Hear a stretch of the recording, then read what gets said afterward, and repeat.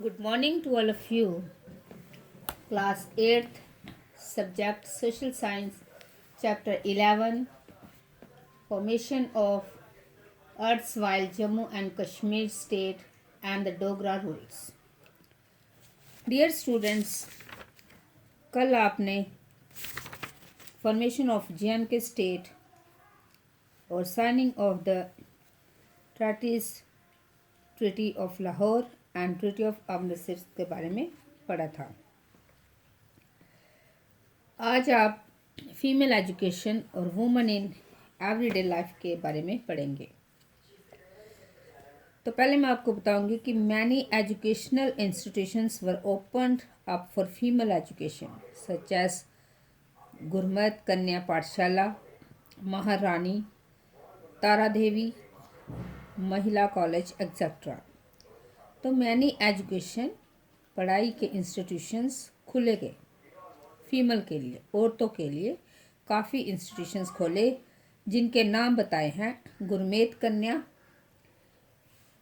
पाठशाला, Maharani, Tara Devi, Mahila college etcetera. तो आप अपनी बुक का पेज नंबर 46 निकालेंगे, वहाँ से आज हम पढ़ेंगे फीमेल एजुकेशन। तो like many other princely states, the state of Jammu and Kashmir was also backward in the sphere of female education. तो दूसरी स्टेट्स के साथ ही जम्मू एंड कश्मीर की जो स्टेट थी वो भी पढ़ाई के मामले में, एजुकेशन के मामले में बैकवर्ड थी। Hence efforts were made to ameliorate the position of women through education. तो इसी तरह से गवर्नमेंट ने कुछ एफर्ट्स इंक्रीज़ किए कि वुमेंस को एजुकेशन कैसे दिया जाए। तो Gurmat Kanya Pathshala was the first girls school in the Jammu region. तो ये जो गुरमेत कन्या पाठशाला है वो सबसे पहले लड़कियों के लिए स्कूल खोला गया जम्मू रीजन में।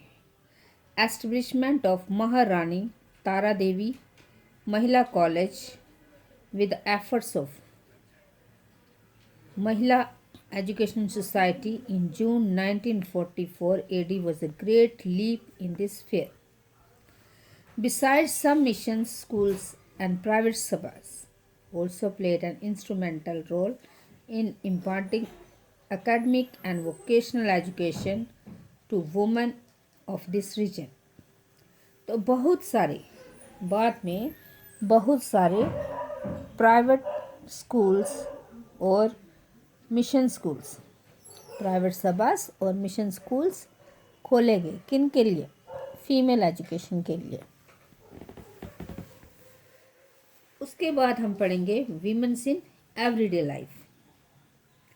तो many social events related to females were prevented in societies such as practice of sati, child marriage, prohibition of widows' remarriage, female infanticide, and immoral trafficking, etc.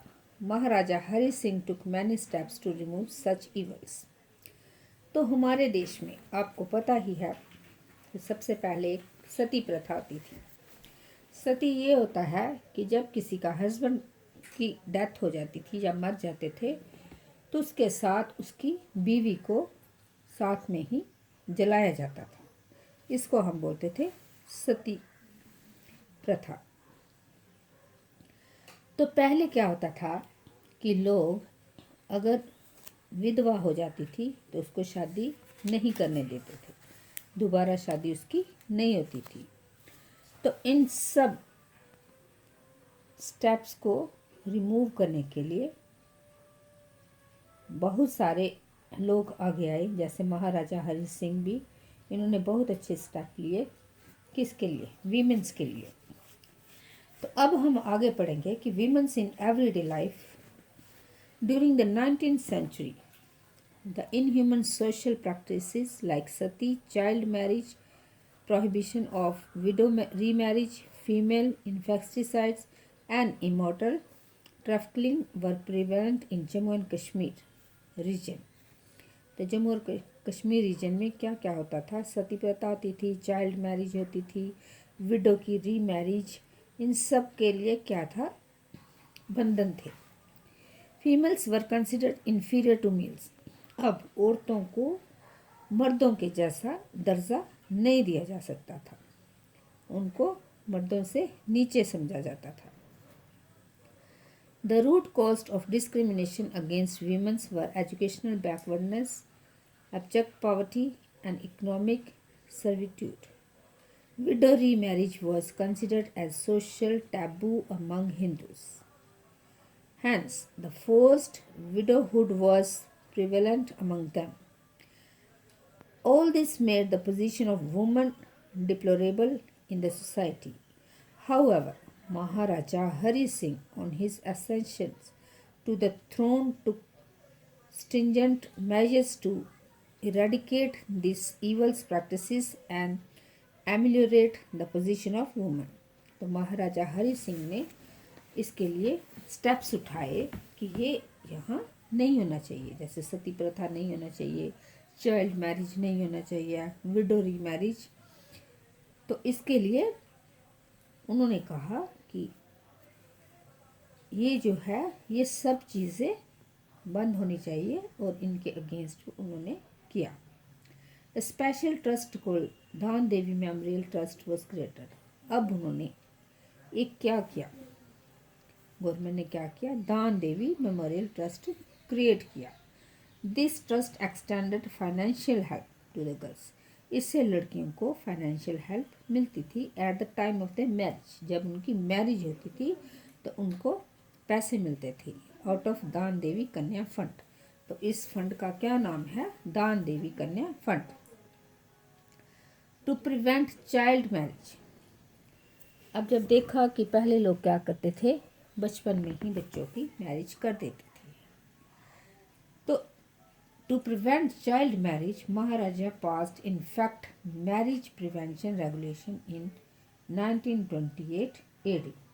तो उन्होंने पास क्या किया कि in fact marriage prevention regulation in 1928 AD. Widow Remarriage Act and Property Regulations of 1931 AD gave liberty to the widows to remarry and live their lives according to their own will.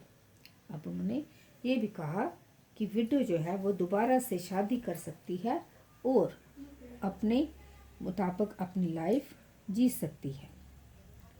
तो dear students, आज हमने female education के बारे में और women in everyday life के बारे में पढ़ा। अब ब्लैक बोर्ड पर मैंने होमवर्क दिया है, तो आपका होमवर्क है which is the first girls school in Jammu region. तो आपका आंसर है Gurmat Kanya Pathshala was the first girls school in Jammu region. इसको आपने कॉपी पे लिखना है और याद करना है। Thank you and have a nice day.